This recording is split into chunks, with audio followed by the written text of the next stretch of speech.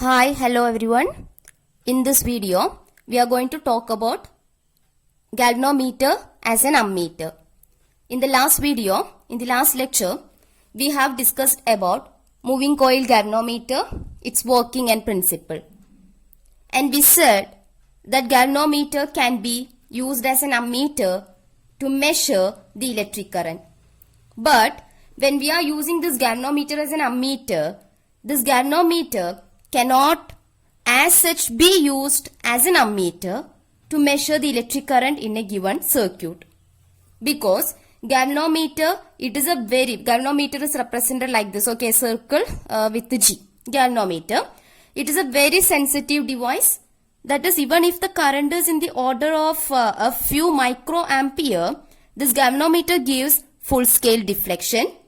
So we cannot measure large amounts of current. And for measuring currents, this galvanometer has to be connected in series in the electrical circuits, and as it has a very large resistance, this will change the value of the current in the circuit.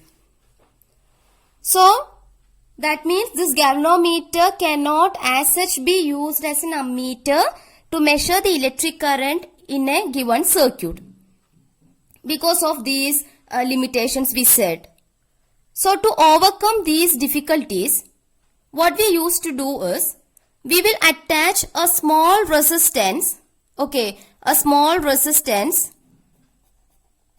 which has a resistance value R suffix S, which is called as shunt resistance, in parallel with this galvanometer.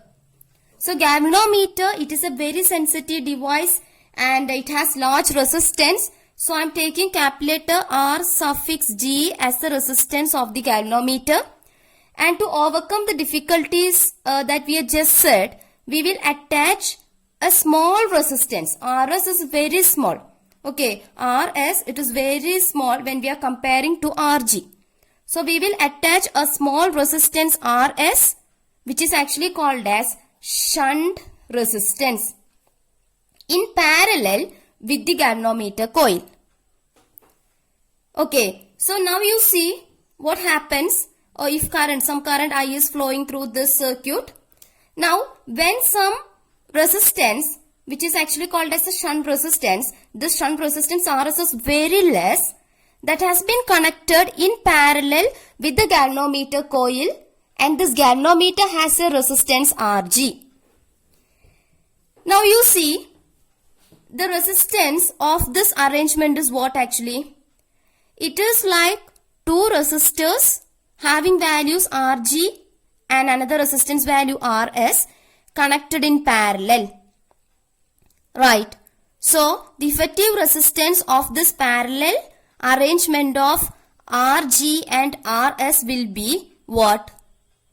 In parallel combination, we have the expression to calculate the effective resistance 1 by Rp equal to 1 by R1 plus 1 by R2, where R1 and R2 are two resistors connected in parallel.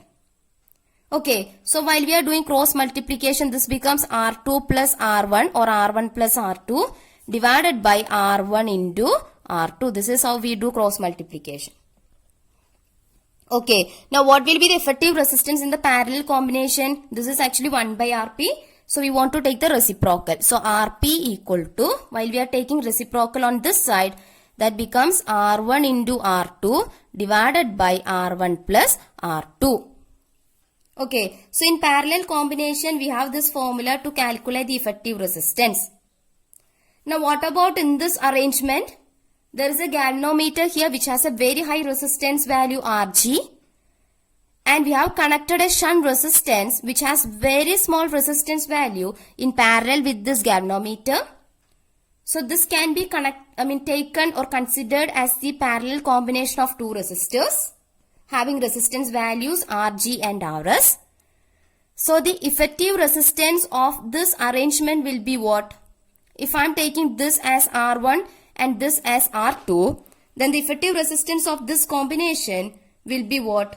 R1 into R2. So effective resistance R equal to R1 into R2, that is Rg into Rs divided by, where Rg is the resistance of this galvanometer, Rs is the shunt resistance, which is a very small resistance, divided by R1 plus R2, that is Rg plus Rs.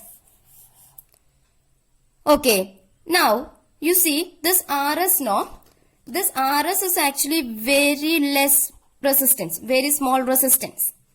So this Rs can be neglected from the denominator because this Rg has a very large resistance value.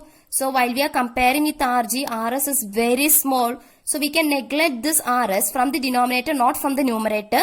Okay, from the denominator, that will not make much change in the value.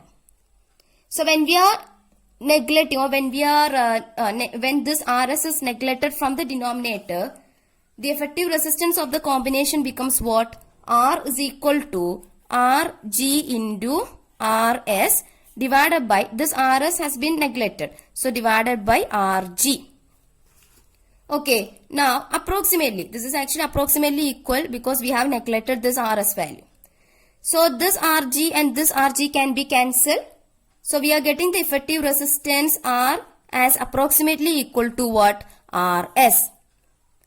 So now the resistance, effective resistance of this arrangement is very less, because that the effective resistance of this combination or this arrangement is approximately equal to Rs, where Rs is the shunt resistance which has very less value, which is a small resistance. So the effective resistance of this combination of this arrangement, now it is very less, which is approximately equal to Rs. Okay, so this will not change much the value of current in the circuit. So this figure actually shows the conversion of a galvanometer to an ammeter by the introduction of a shunt resistance Rs of very small value in parallel. Okay, now we have one expression, that is, while we have discussed about moving coil galvanometer, we said there will be a torque NIAB which will rotate the coil of the galvanometer, and there will be a torque, counter torque, which acts in the opposite direction, which is K5. In equilibrium, both will be equal. Right. So from this expression, I am taking this I to this side, so that becomes phi by I. So phi by I is equal to, K is already here. I'm sorry. I have taken this I to this side, so that became phi by I equal to what? I will write here. Phi by I equal to, then NAB is already here, NAB divided by, I am taking this K to this side, that comes to the denominator. Okay, so now we are getting one such expression, phi by I equal to NAB by K. This expression that we have actually discussed in the last video.